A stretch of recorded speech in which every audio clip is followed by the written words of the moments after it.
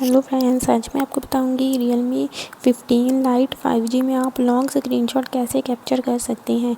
तो चलिए फ्रेंड्स, बिना किसी देरी के वीडियो स्टार्ट करते हैं। तो इसके लिए आपको सबसे पहले जहां पर भी लॉन्ग स्क्रीनशॉट कैप्चर करना है आपको वहां पर चले जाना है। जैसे कि मैं सेटिंग्स में चली जाती हूँ। तो लॉन्ग स्क्रीनशॉट कैप्चर करने के लिए आपको सबसे पहले नॉर्मल स्क्रीनशॉट कैप्चर कर लेना है, जो कि वॉल्यूम डाउन और पावर बटन दोनों को एक साथ प्रेस करके होगा। तो यहाँ पर ये देख सकते हैं कि मैंने नॉर्मल स्क्रीनशॉट कैप्चर कर लिया है और इसके नीचे आपको स्क्रॉल की ऑप्शन दिखाई देगी। तो आपको सिंपली स्क्रॉल पर क्लिक कर देना है। तो आप देख सकते हैं कि लॉन्ग स्क्रीनशॉट कैप्चर होना स्टार्ट हो चुका है। तो आपको जितना भी लॉन्ग स्क्रीनशॉट कैप्चर करना है ना होने के बाद आपको नीचे डन पर क्लिक कर देना है। तो वो वहीं तक ही सेव हो जाएगा।